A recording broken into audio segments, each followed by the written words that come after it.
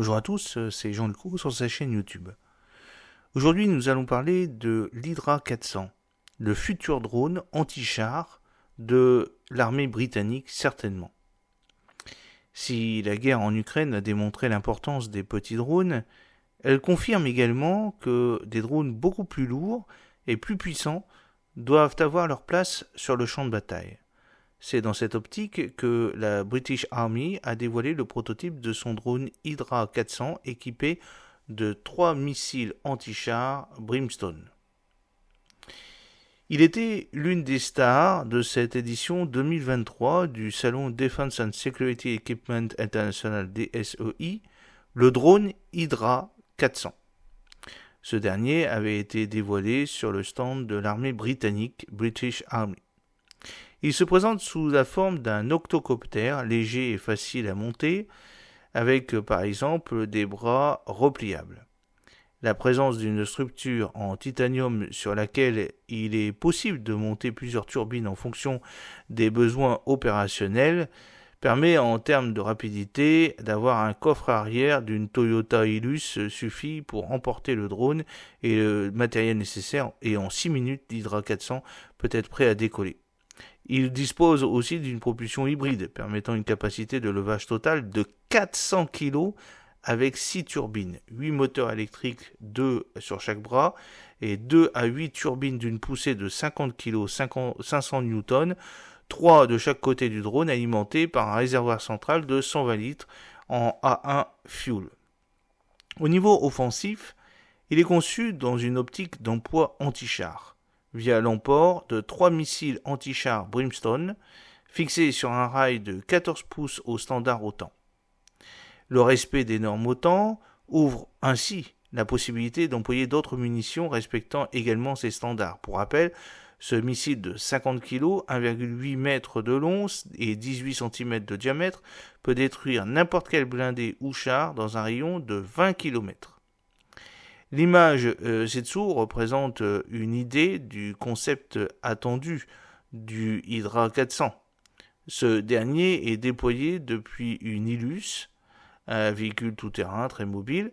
L'opérateur du drone est alors renseigné par des drones de reconnaissance Ghost 4 afin de détruire un char ennemi avec l'un des 3 Brimstone emportés. Alors vous le voyez sur la photo, c'est le concept d'emploi du drone Hydra 400 et de ses 3 missiles Brimstone avec une reconnaissance effectuée par des drones Ghost 4. Actuellement, ce drone n'est qu'un prototype qui doit encore être amélioré s'il est choisi par la British Army. Cependant, il démontre que les forces terrestres britanniques se préparent à une transformation des moyens mis à disposition pour ces fantassins. Cette volonté est une des conséquences de la guerre en Ukraine, où les forces armées ukrainiennes ont clairement démontré l'importance des drones, et ce pour répondre à diverses missions et besoins opérationnels. Reconnaissance, guidage laser, drones suicides de différents types, munitions rôdeuses, drones kamikazes improvisés, drones aux capacités de bombardement. Les drones apportent aussi leurs propres besoins, à tel point que les Ukrainiens ont développé des drones pouvant récupérer d'autres drones tombés sur la ligne de front.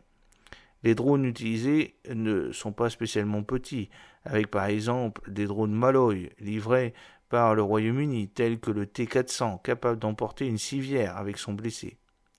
Cette guerre ouvre ainsi de nombreux besoins pour les forces armées analysant ce conflit, comme par exemple disposer de pilotes aguerris et entraînés à ce genre d'engin, détenir des drones légers et faciles d'emploi, tout en ne fermant pas la porte à des drones beaucoup plus lourds, et donc avec une capacité offensive augmentée et plus avancée qu'une simple grenade. C'est d'ailleurs dans cette optique qu'intervient l'Hydra 400, avec une portée de 20 km. Un Brimstone tiré depuis un Hydra 400 peut tout à fait appuyer des troupes sur la ligne de front tout en gardant une certaine distance de sécurité. Il peut aussi être utilisé comme décrit précédemment en tant que chasseur de chars, éclairé par de petits drones de reconnaissance. Le général Patrick Sanders, chef d'état-major des forces terrestres britanniques, British Army, s'est d'ailleurs exprimé sur le retour d'expérience qu'offrent les drones en Ukraine et annonce clairement l'arrivée en masse des drones pour les forces terrestres anglaises. Nous sommes en train de répondre à l'environnement opérationnel que nous voyons en Ukraine. Par exemple, je suis frappé par le fait que dans la campagne de drones en évolution en Ukraine, 40% des pertes sont attribuées à des erreurs de pilotage. Lorsque le spectre électromagnétique est si fortement contesté, l'automatisation échoue et la compétence du pilote prédomine.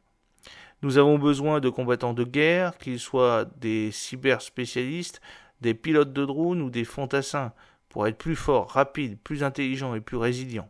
D'ici la fin de l'année, nous formerons un nouveau groupe UAS au sein d'un Joint Aviation Command réorienté, constituant un point focal pour l'industrie, autour duquel nous avons l'intention de développer la prochaine génération des plateformes de drones UAS.